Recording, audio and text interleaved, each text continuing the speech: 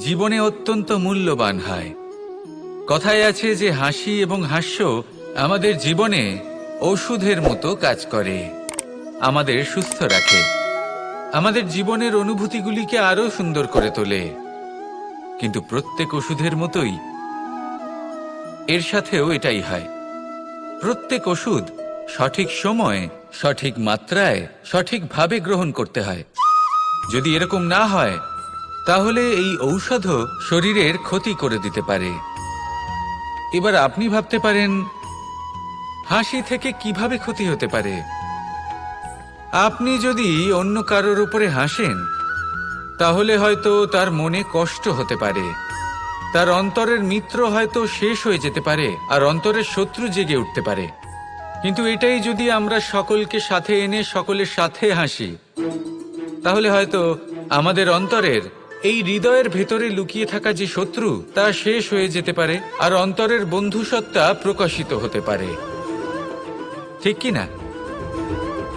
এবার আপনাকে উদাহরণ দিই। যখন দ্রৌপদী দুর্যোধনকে নিয়ে হেসেছিল তখন তা মহাভারতের সৃষ্টির কারণ হয়েছিল।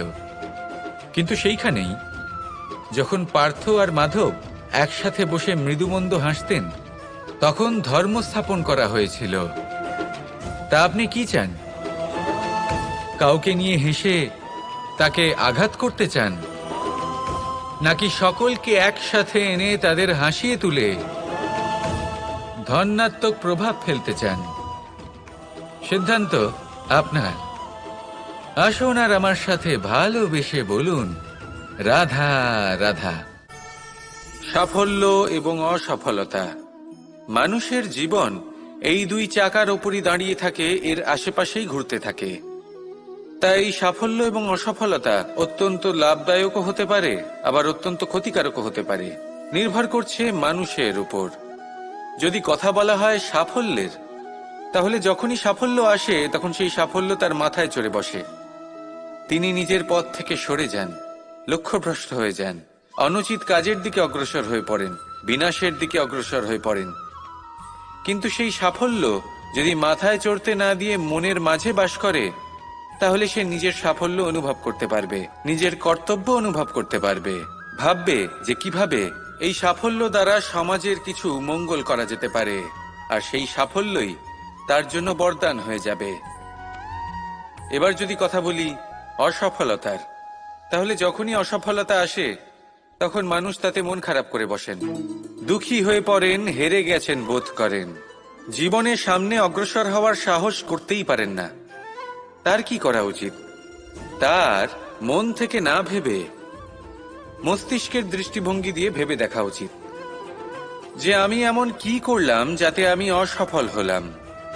নিজেকে শুধরে নেওয়া উচিত। তখন এই অসফলতা মানুষের কাছে আশীর্বাদ প্রমাণিত হবে, আর পরের বার তিনি অবশ্যই সফলতা লাভ করবেন। তাই মনে রাখবেন, সাফল্য এবং অসফলতা আপনার জন্য লাভদায়কও হতে পারে, ঘাতকও প্রমাণিত হতে পারে, বিধ্বংসীকারীও হতে পারে। তা নির্ভর করছে আপনার উপর যে আপনি মস্তিষ্ক দিয়ে দেখতে চান নাকি হৃদয় দিয়ে দেখতে চান। শেষ পর্যন্ত সিদ্ধান্ত আপনারই। আসুন আর আমার সাথে ভালোবেসে বলুন, রাধা রাধা।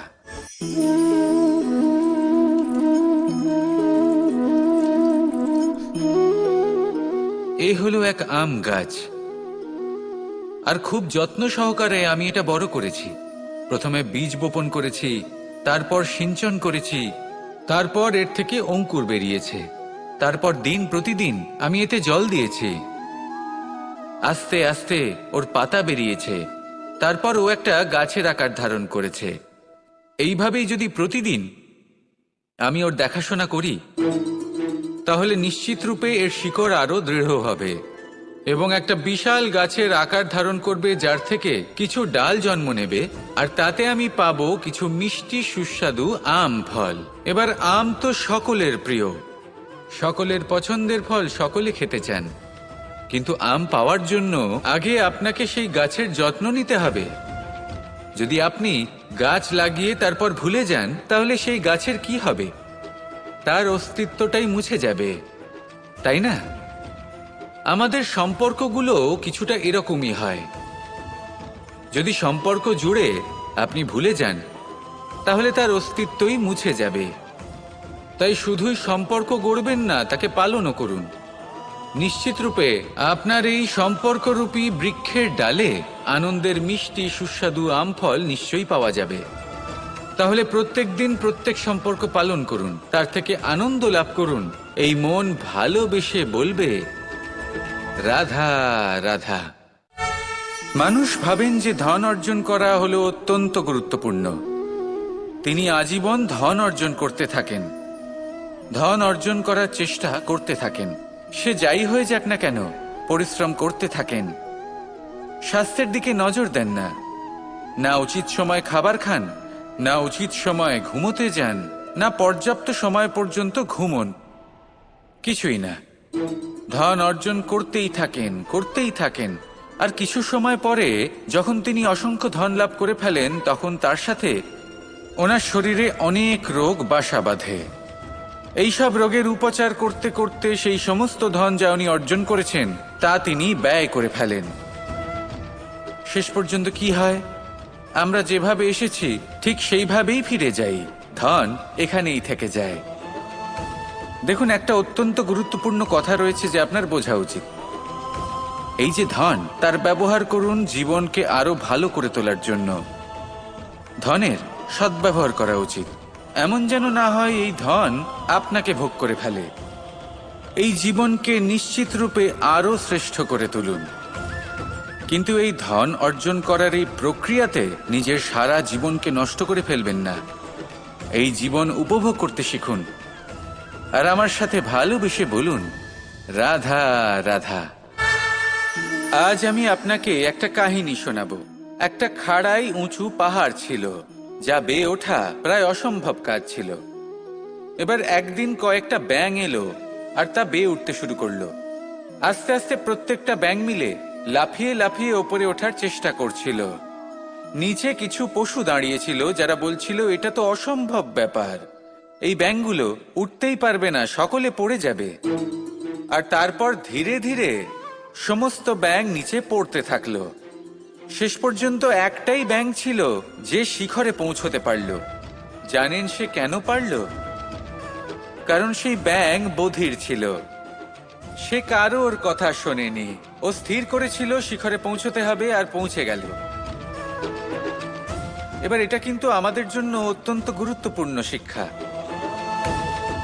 আপনি যদি জীবনে নিজের লক্ষ্য স্থির করে থাকেন, তাহলে এদিক ওদিক কারোর কথা শুনবেন না, শুধুই নিজের লক্ষ্যের দিকে অগ্রসর হন।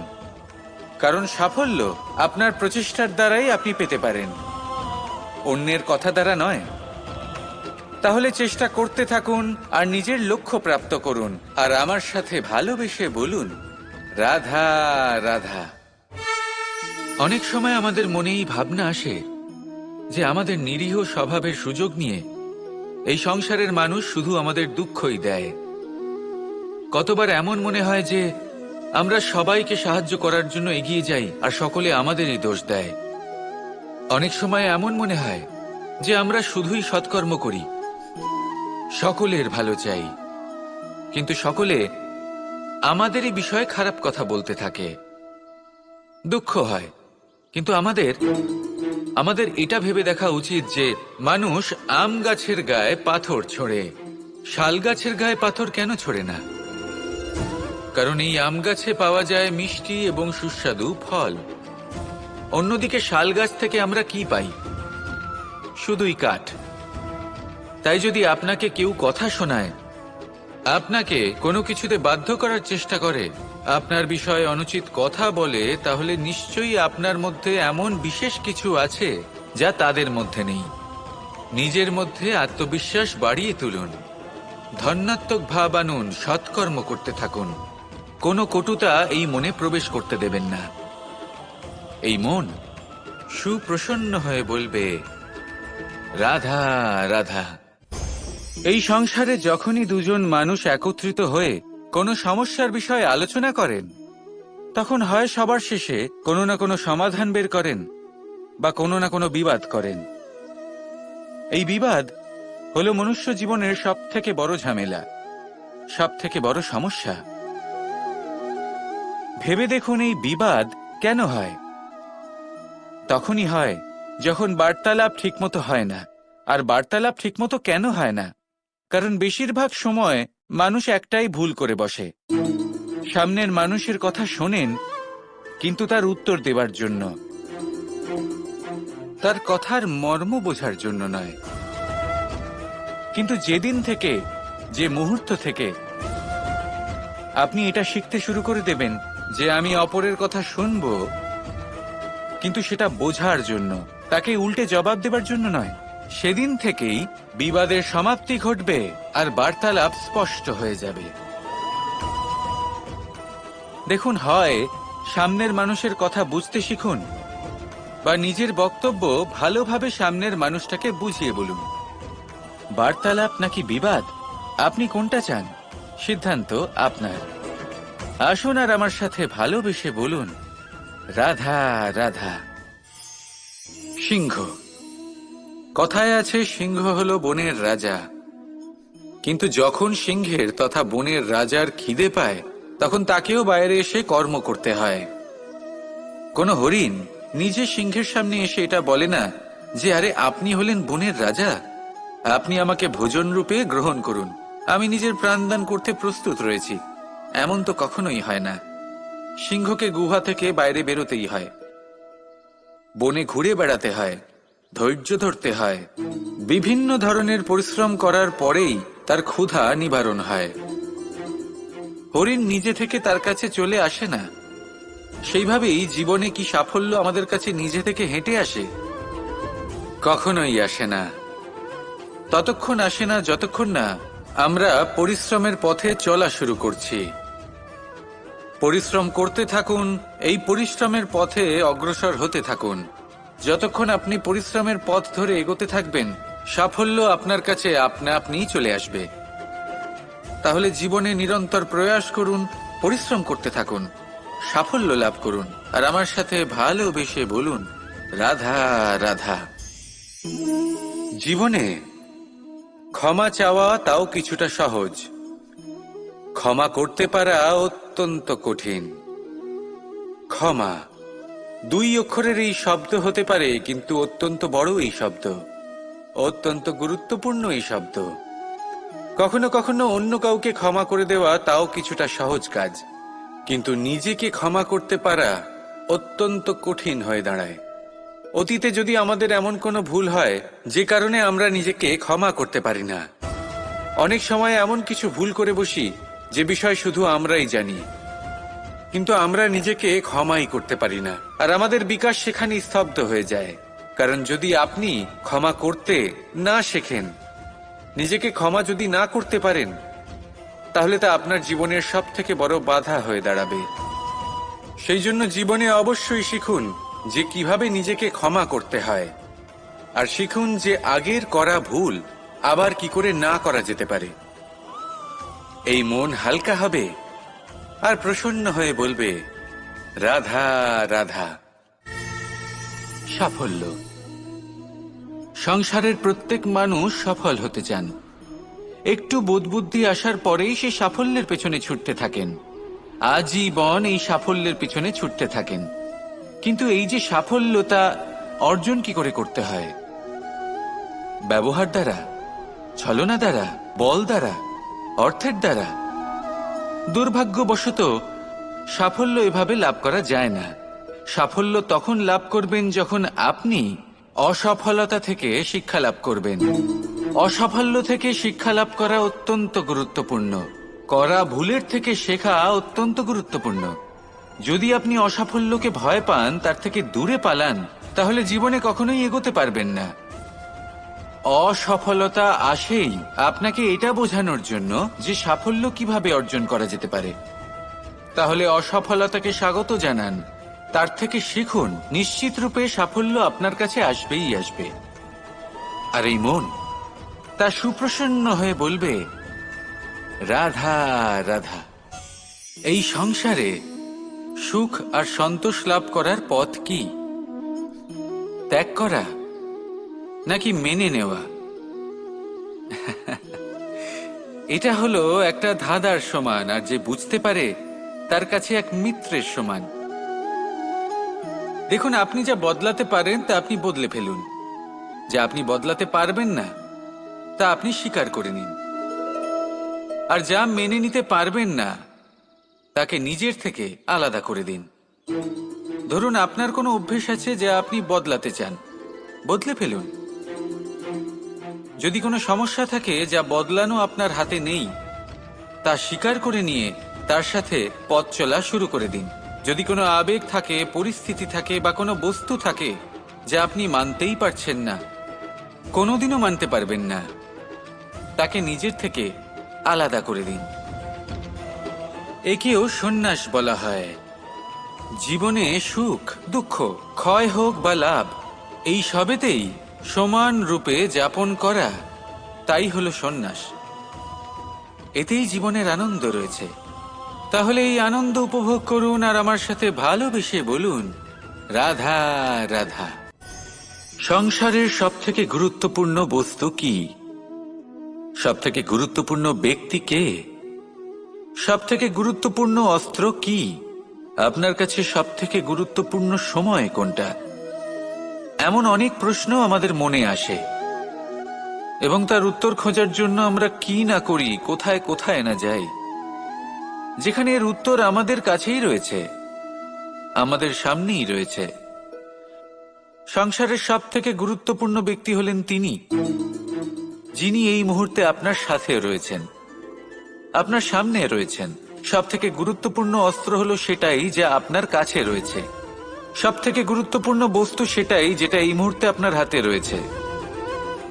সবথেকে গুরুত্বপূর্ণ পুঁজি সেটাই যেটা এই মুহূর্তে আপনার সাথে রয়েছে। আর সবথেকে শ্রেষ্ঠ এবং গুরুত্বপূর্ণ ফল সেটাই যেটা আপনি এই মুহূর্তে ভোগ করছেন। যা আছে তা এই মুহূর্তেই আছে। পর মুহূর্তে আপনি থাকবেন কিনা সেটা আপনিও জানেন না। তাহলে বাকি কোনো ব্যক্তি বা বস্তু বা অস্ত্র বা ধনের বিষয়ে আপনি কি বা বলবেন? জীবন যদি থাকে তাহলে তা এই মুহূর্তে আছে, বর্তমানে আছে। অন্য সবই ভাবনা এবং কল্পনা মাত্র। তাই এই জীবন উপভোগ করুন, শুধু আনন্দই আনন্দ পাবেন। আসুন আর আমার সাথে ভালোবেসে বলুন, রাধা রাধা। সংসারের সবথেকে মূল্যবান ধন কি হতে পারে? সেটা কি সেই স্বর্ণ যা দিয়ে অলংকার তৈরি করে আমরা ধারণ করি, নাকি সেই সব হিরে মুক্ত রত্ন যা হয় আমরা নিজেদের মুকুটে ধারণ করি বা হাতে আংটি বানিয়ে ধারণ করি, নাকি সেই ধন যার দ্বারা আমরা সংসারে যা চাই তাই কিনতে পারি? এই সব হলো ধন সম্পত্তি, কিন্তু সব থেকে বেশি মূল্যবান কিন্তু এরা নয়। এগুলো যে কেউ আপনার থেকে অনায়াসে কাটতে পারে। কোনো চোর চুরি করে নিতে পারে, কোনো ডাকাত এসে লুট করে নিতে পারে। সংসারের সব থেকে মূল্যবান ধন হলো সেটাই যাকে আমরা জ্ঞান বলে থাকি, যা আপনার থেকে কেউ কেড়ে নিতে পারবে না। কোনো ডাকাত লুট করে নিতে পারবে না, কোনো চোর চুরি করতে পারবে না, কোনো রাজা কর রূপে আপনার থেকে কেড়ে নিতে পারবে না। এগুলো আপনার সাথেই থাকবে। কিন্তু একটা কাজ আছে যা আপনি করতে পারেন। এই জ্ঞানরূপী ধন আপনি ছড়িয়ে দিতে পারেন। এই জ্ঞানই হলো এমন একমাত্র ধন যা ভাগ করে নিলে আরো বেড়ে যায়। সেই জন্য জীবনে সব সময় মনে রাখবেন, জ্ঞান লাভ করার বিষয়ে বেশি একাগ্র হন, ধন লাভ করার দিকে নয়। আমাদের মন প্রসন্ন চিত্ত হয়ে বলবে, রাধা রাধা। নাম, এই নাম আসলে কি বলা বড়ই মুশকিল। এই সংসারের প্রত্যেক বস্তু, প্রত্যেক ব্যক্তি, প্রত্যেক স্থান, প্রত্যেক জাতি, প্রত্যেক সম্প্রদায়ের নাম আছে। কিন্তু এই প্রত্যেক নাম কি যথেষ্ট? একেবারেই নয়। দেখুন, কিছু নাম হয় যা জন্মসূত্রে লাভ করা।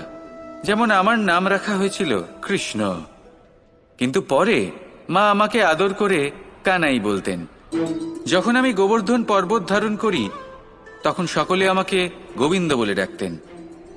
যখন আমি কংসের সংহার করেছিলাম তখন সকলে আমাকে কংসহারি বলতেন। যখন আমি গীতাতে জ্ঞানের উপদেশ দিয়েছিলাম তখন সবাই আমাকে যোগেশ্বর ডাকতেন। কিছু নাম হয় যা জন্মসূত্রে পাওয়া যায়, আর কিছু নাম হয় যা কর্মসূত্রে পাওয়া যায়। জন্মসূত্রে পাওয়া নাম মৃত্যুর সাথে সাথে শেষ হয়ে যায়, কিন্তু কর্মের দ্বারা প্রাপ্ত নাম মৃত্যুর পরেও অক্ষত থেকে যায়। তাই আপনি এই নামের মোহে কখনোই জড়াবেন না, শুধু কর্ম করতে থাকুন, তাহলেই এই মন আনন্দিত হয়ে উঠবে। আসুন আর আমার সাথে ভালোবেসে বলুন, রাধা রাধা। কথায় আছে এই জীবন একটা যুদ্ধ, একটা লড়াই, নিজের অস্তিত্বের জন্য, নিজের মূল্যের জন্য, যা আমরা পেতে চাইছি তার জন্য। এই যুদ্ধে জয়লাভ কে করে? এই যুদ্ধে জয়ী হয় এক যোদ্ধা। এবার বেশিরভাগ সময় আমরা যুদ্ধে অংশগ্রহণ করি না, নিজেকে বুঝিয়ে দিই যে আমরা তো যোদ্ধা নই। কিন্তু বিষয়টা তা নয়। একটা অত্যন্ত গুরুত্বপূর্ণ কথা আপনাকে মনে রাখতে হবে। কোনো যোদ্ধা জন্ম থেকে যোদ্ধা হন না, তিনি চয়ন করেন যে তিনি যোদ্ধা হবেন কিনা। তিনি তখনই একজন যোদ্ধা হয়ে ওঠেন যখন তিনি পিছু হটবেন না বলে দৃঢ় প্রতিজ্ঞ হন। যদি ওনার সামনে অন্যায় হয় তার বিরোধিতা করার জন্য দৃঢ় প্রতিজ্ঞ হন, তবেই তিনি যোদ্ধা হয়ে ওঠেন। কেউ জন্ম থেকেই যোদ্ধা হয়ে এই পৃথিবীতে আসেন না। আপনি কি হতে চান?